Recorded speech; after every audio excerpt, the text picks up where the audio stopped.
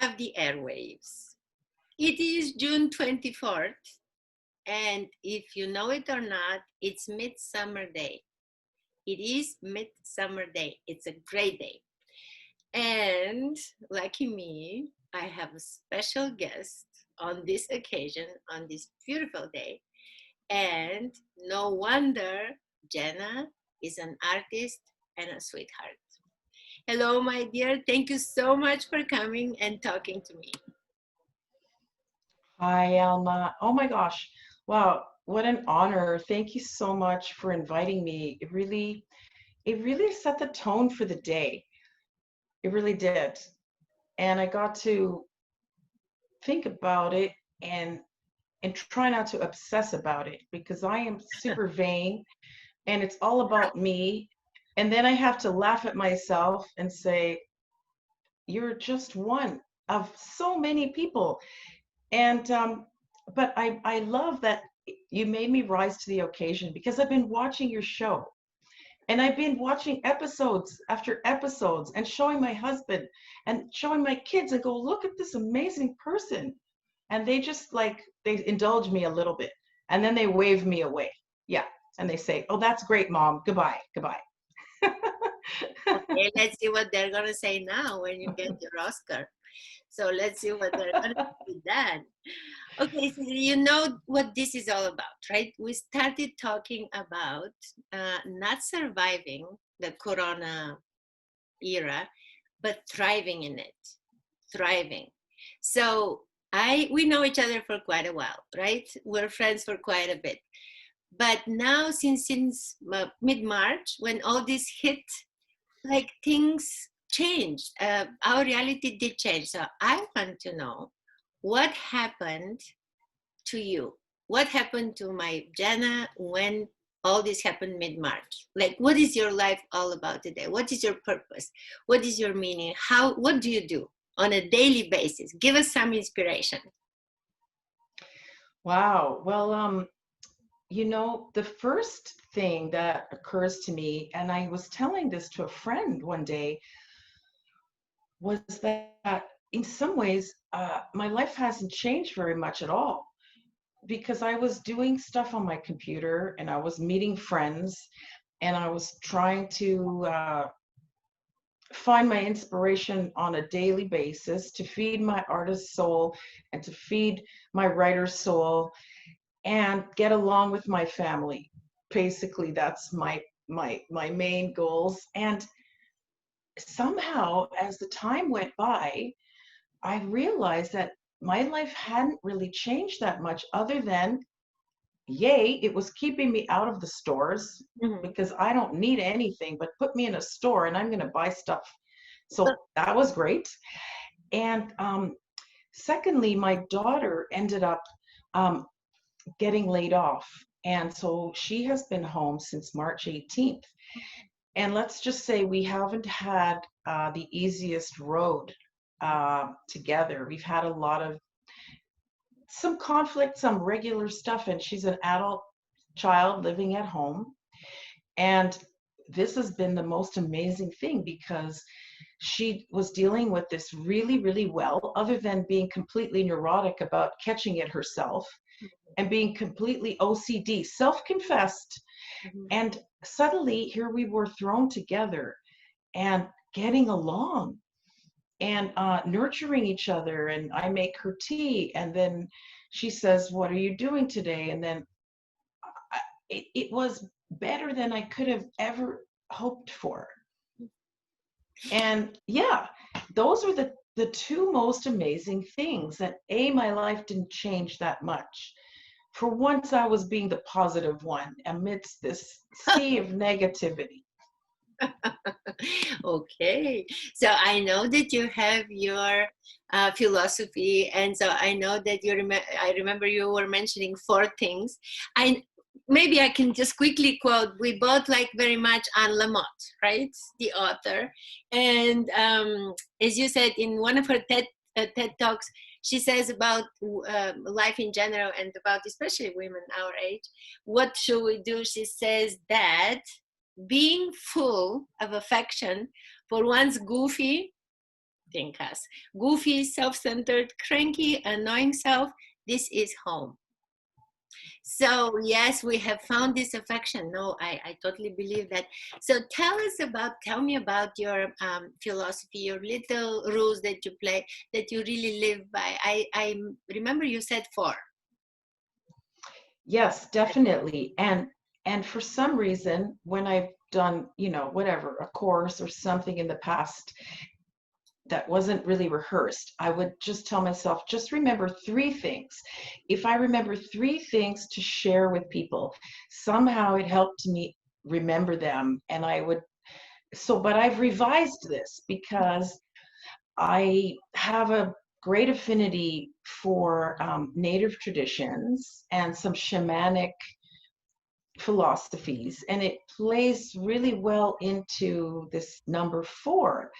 And I also love the writings of Richard Wagamese, who died last year, and oh no, it's 2 years now, coming up to be 2 years.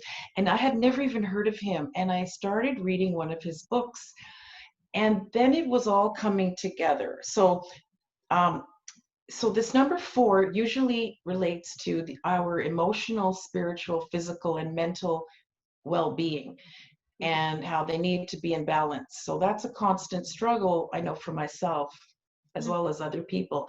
So, but this morning while I was walking my dog, I came up with these three P's, and some of them are stronger for me right now as assets, and some I need to work on. And so what came to mind, first of all, was prayer. That's the first P, because it's something relatively new that I've embraced in, let's say, the last 7 to 10 years. And that could lead into either my purpose or my plan or the plan. So the purpose of COVID-19 that I found, the hidden gem, was basically just feeding that positivity and feeding what I can do. To quote you, quoting Albert Camus, the hero is the man who does what he can. Um, the purpose, my purpose, it's bigger than me. I'm not always in charge of that, but feeding that, I need to have a plan. And planning has never been my strong point. It was basically what I used to call myself was the unplanner and the unlist maker, because that's boring and I don't need to do that because I'm a free spirit. And as a result, nothing happened, or everything went haywire in my life. And I was just wondering, why is this happening to me? Oh yeah, right? And so it would drive everyone crazy around me, including myself. So now I'm recognizing I can have a plan. And in my case, my lists sort of look like this. It's probably backwards, but my lists kind of look something like this, which is sort of like a concept for me. But I can work with this, because I need to fool myself into planning and into doing anything that remotely smacks of being work. If I think it's work, I'm out of here. So whatever works. If it seems like childlike or silly to someone, I now realize that's what works for me. And if I'm ever going to grow up and be an adult, I can bring some of these childlike or childlike ways, because and I'm learning that from you, Alma, because you're so fun and very much what my therapist calls the natural child, and that's not a bad thing. Childish when you're 58 might be a bad thing, but right. So You're much younger, you still have to yeah, you still have a few years. and so that leads me now to the fourth dimension, which came as I was walking, was realizing that the fourth P is power, and power is what is driving me but it's not power that I need to have over the next person in front of me, you or my sister or my brother.